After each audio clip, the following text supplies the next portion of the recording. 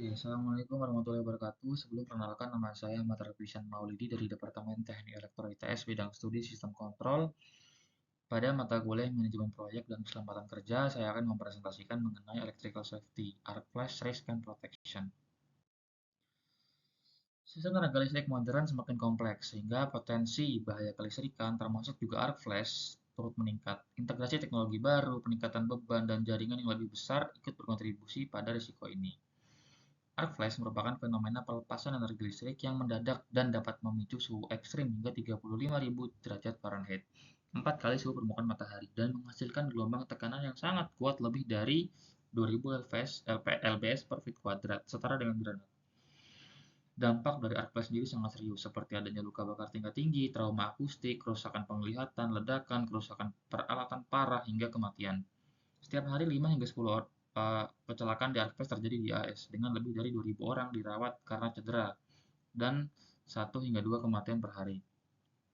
Oleh karenanya, presentasi ini bertujuan untuk membekali pemahaman mengenai resiko, mekanisme, dan strategi mitigasi arc flash. Tujuannya untuk meningkatkan keselamatan kerja pada sistem tenaga listrik modern.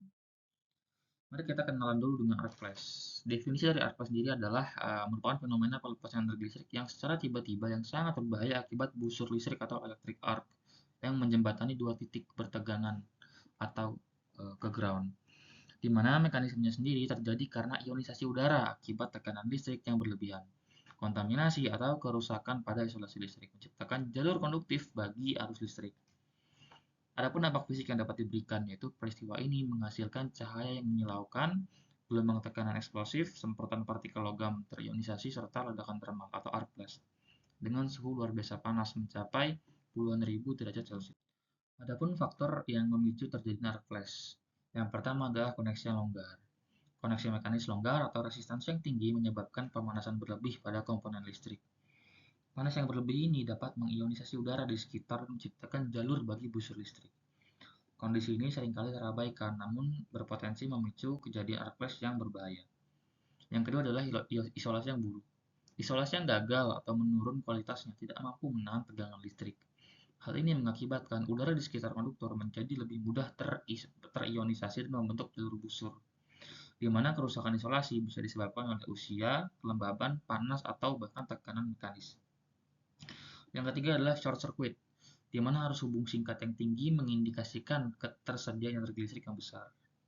Ketika terjadi busur listrik, energi ini dilepaskan secara mendadak dan masif. Semakin tinggi arus hubung singkat, semakin besar potensi energi insiden dilepaskan dalam arc flash. Yang terakhir adalah tegangan dan kontaminasi, di mana lonjakan yang tidak terduga dapat menyebabkan kegagalan isolasi. Kontaminasi seperti debu konduktif, uap, air, atau serangga dapat menciptakan jalur konduktif. Keduanya memicu ionisasi spontan dan flashover yang berujung pada arc flash. Adapun pemicu yang menyebabkan terjadinya arc flash, seperti human error. Contohnya membuka panel aktif tanpa alat pelindung diri yang sesuai, penggunaan alat ukur yang tidak terkalibrasi atau tidak sesuai, kelalaian prosedur dalam lockout atau takeout atau loto, serta kurangnya pemahaman terhadap potensi bahaya listrik. Kemudian juga ada juga dari faktor sistem proteksinya, seperti setting proteksi tidak tepat atau kadaluarsa, pemutus arus atau breaker yang bekerja terlalu lambat, koordinasi sistem proteksi yang buruk antara perangkat, serta mungkin juga bisa disebabkan oleh kegagalan fungsi relay atau sensor deteksi arc. Ada beberapa hal yang dapat dilakukan di sini. Seperti yang pertama adalah pada segi prosedur. Disusunnya SOP yang jelas, pertama. Yang kedua adalah pembaharuan dan sosialisasi SOP secara berkala. Terus yang ketiga adalah penerapan checklist kerja yang ketat untuk setiap aktivitas, serta adanya audit internal untuk memastikan kepatuhan terhadap prosedur. Kemudian juga dapat dilakukan seperti pelatihan-pelatihan, contohnya pelatihan rutin tentang bahaya arc flash dan penanganannya. Kemudian simulasi penanganan dalam keadaan darurat serta pertolongan pertama. Kemudian dapat dilakukan juga pendidikan mengenai penggunaan dan perawatan alat pelindung diri yang benar. Atau mungkin bahkan dapat dilakukan sertifikasi kompetensi bagi teknisi listrik secara berkala. Oke, sekarang kita membahas terkait energi insiden atau arc flash. Energi insiden sendiri satuannya adalah kalori per cm persegi, yang merupakan ukuran energi panas yang dapat diterima pada permukaan tubuh, yang dimana hal ini krusial untuk pertama penilaian resiko, kedua pemilihan APD, yang ketiga perencanaan keselamatan. Ada beberapa faktor yang memicu bahaya terjadinya arus flash, bahaya dari arus flash sendiri. Yang pertama adalah arus busur listrik, yang kedua jarak pekerja ke sumber arus, kemudian kondisi panel elektrik, yang keempat durasi kerja sistem proteksi, serta dari kategori APD-nya sendiri. Contohnya di sini adalah NFPA 70E. Kemudian ada dampak arc flash kepada pekerja. Yang pertama adalah luka bakar.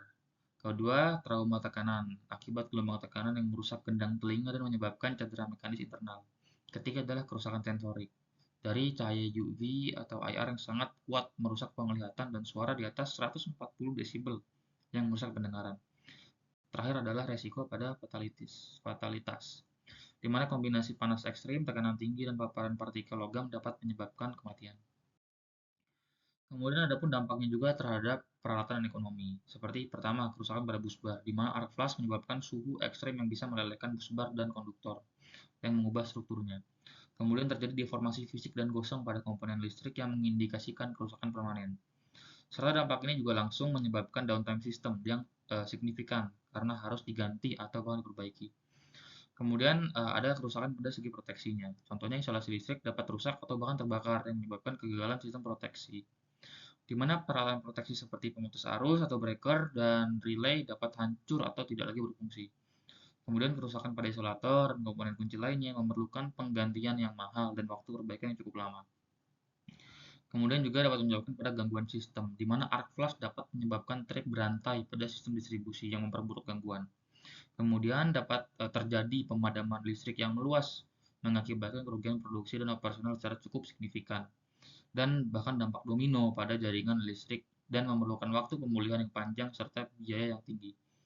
Kemudian ada kerugian dari segi ekonomi, di mana downtime sistem listrik menyebabkan kehilangan pendapatan dan produktivitas, biaya dan perbaikan peralatan yang rusak, dan investigasi kecelakaan yang sangat mahal, serta bahkan adanya potensi tuntutan hukum dan bahkan dampak negatif pada reputasi perusahaan. Kemudian ada beberapa standar yang berlaku terkait regulasi keselamatan. Contohnya adalah pada NFPA 70E yang membahas terkait identifikasi bahaya listrik, penilaian resiko dan kategori APD, prosedur kerja yang aman, serta implementasi LOTO. Kemudian pada IEEE 1584 seperti metode perhitungan energi insiden, penentuan batas arc flash, kemudian ada pendahuluan untuk studi arc flash. Ada lagi peraturan OSHA 1910 yang membahas terkait regulasi umum keselamatan kerja, kewajiban perusahaan dalam perlindungan pekerja, serta penegakan hukum terkait ketika listrik. Yang terakhir ada IEC 61482 seputar pengujian pakaian pelindung, penilaian ATPV atau Arc Thermal Performance Value, serta metode uji kotak atau box test. Ada juga standar regulasi yang berlaku di Indonesia seperti IEC 61482, seperti tadi saya sampaikan ya, standar internasional untuk alat pelindung diri dari ARPLAS, penetapan persyaratan metode uji untuk kelayakan material, penentuan ATPV dan EBT 50, serta hal ini juga penting untuk memastikan pakaian kerja mampu menahan panas dan ledakan ARPLAS. Ada peraturan Kementerian Ketenagakerjaan nomor 5 tahun 2018 yang mengatur keselamatan dan kesehatan kerja atau K3 di lingkungan kerja yang mewajibkan identifikasi resiko, penyelesaian dampak, dan penyediaan APD. Hal ini juga berfokus pada pencegahan kecelakaan dan penyakit akibat kerja, termasuk ketika listrik, serta mendorong inovasi dan pelatihan ketika bagi pekerja. Kemudian ada Peraturan Menteri ESDM nomor 12 tahun 2021 yang mengatur klasifikasi, kualifikasi, akreditasi, dan sertifikasi usaha jasa penunjang tenaga listrik, termasuk juga keselamatan instalasi energi terbarukan dan transmisi sistem tenaga listrik. Yang ketiga adalah bertujuan untuk memastikan instalasi ketenagalistrikan andal, aman, dan ramah lingkungan, serta membantu masyarakat dalam pemilihan peralatan listrik yang lebih aman. Yang terakhir ada Standar Nasional Indonesia PUIL atau Persyaratan Umum Instalasi Listrik SNI nomor 0225 2020 PUIL 2020 yang menjadi standar wajib. Hal ini mengatur tata cara instalasi, desain panel, sistem proteksi, dan pengujian, meningkatkan keamanan instalasi listrik dan mencegah risiko kecelakaan, serta memperkenalkan teknologi yang lebih maju untuk meningkatkan keamanan instalasi. Ada perbedaan antara arc flash dari segi arus AC dan juga DC, di mana pada AC terdapat zero crossing yang membuat busur cenderung lebih mudah padam. Resikonya sendiri berbahaya jika arus besar dan proteksinya lambat. Mitigasinya cukup dengan standar proteksi yang umum diterapkan. Sedangkan pada DC, tidak ada zero crossing sehingga arc sulit padam. Resikonya adalah durasi yang lebih lama, energi insiden lebih besar. Mitigasinya adalah dibutuhkan mitigasi atau peralatan lah penggunaan APD yang lebih khusus dibandingkan AC. Ada juga strategi proteksi arc flash yang meminimalkan durasi, seperti HSCB, dengan memutus gangguan sangat cepat, mengurangi durasi busur listrik atau arc. Durasi arc yang lebih pendek berarti energi insiden lebih rendah, karena berbanding lurus dengan waktu. Kemudian digunakan sistem DC atau pada kereta api, metro, atau yang lain sebagainya untuk memutus arus yang tinggi. Kemudian desainnya kuat untuk keandalan tinggi dan perawatan rendah. Bisa juga dengan relay yang sensitif, di mana relay proteksi dengan kurva karakteristik yang lebih sensitif mendeteksi gangguan arus lebih cepat, eh, sehingga energi insiden lebih minim. Kemudian dapat juga dengan mengurangi waktu total pemutusan sirkuit sehingga membatasi energi flash. Ya, kemudian bisa juga dengan dikombinasikan antara sensor optik dan juga relay sensitif untuk mendeteksi yang lebih cepat dan lebih akurat. Selanjutnya adalah dari segi arc flash relay, di mana dapat digunakan sensor optik untuk mendeteksi cahaya intens dari busur listrik dalam hitungan milidetik. Kemudian dapat diberikan sinyal trip sangat cepat ke pemutus sirkuit serta secara signifikan mengurangi energi insiden dan kerusakan peralatan. Yang terakhir juga dapat dilakukan fuse pembatas, di mana hal ini membatasi puncak arus gangguan dan memutus sirkuit dalam waktu kurang dari setengah siklus, dengan mengurangi total energi yang dilepaskan ke busur listrik dan menurunkan energi insiden, serta melindungi peralatan dari kerusakan termal dan mekanis.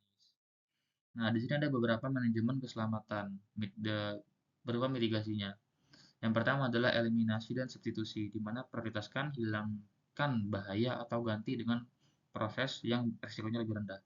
Kemudian ada engineering controls, di mana dapat dilakukan desain sistem seperti proteksi cepat, ventilasi, dan tata letak yang lebih aman. Yang ketiga adalah administrative controls, seperti prosedur, inspeksi, GSA, Lotto, dan pelatihan rutin yang harus dijalankan. Atau juga dapat dilakukan PPE wajib, seperti pastikan APD, arc rated, face shield, dan sarung tangan terisolasi dengan baik. Nah, di sini ada kesimpulan di mana bahaya arc flash adalah ancaman serius dalam sistem tenaga listrik modern, berpotensi menimbulkan dampak fatal pada pekerja dan kerusakan signifikan pada peralatan. Pemicunya meliputi kombinasi faktor teknis seperti desain sistem, kondisi peralatan, dan faktor operasional serta lingkungan. Yang kedua pentingnya kepatuhan terhadap standar nasional seperti NFPA 70E, IEEE 1584, OSHA, dan IEC, serta regulasi nasional seperti Permenaker dan SNI, yang menjadi fondasi utama untuk mitigasi resiko, di mana standar ini memberikan pedoman yang sangat jelas mengenai identifikasi bahaya, penilaian resiko, dan implementasi strategi produksi. Yang terakhir adalah berupa mitigasi efektif yang membutuhkan pendekatan terpadu yang mencakup kontrol teknis seperti operasional dan perilaku. Ini berarti tidak hanya fokus pada peningkatan peralatan proteksi, tapi juga pada prosedur kerja yang lebih aman, pelatihan karyawan, dan pembentukan budaya keselamatan yang kuat serta berkelanjutan di lingkungan kerja. Adapun rekomendasi yang dapat diberikan di sini adalah yang pertama disiplin K3 dengan memastikan kepatuhan terhadap prosedur kerja dengan aman, meningkatkan pengawasan oleh personel kompeten, serta mewujudkan lingkungan kerja yang tanpa kompromi terhadap keselamatan kerja. Yang kedua adalah pemeliharaan, dengan melakukan pemeliharaan instalasi dan peralatan secara berkala. Kemudian ada deteksi potensi secara dini untuk terhadap gangguan untuk mencegah kondisi berbahaya. Yang terakhir memastikan semua komponen berfungsi secara optimal. Kemudian dapat dilakukan juga pelatihan ketiga dengan menyelenggarakan pelatihan menyeluruh tentang bahaya arc flash.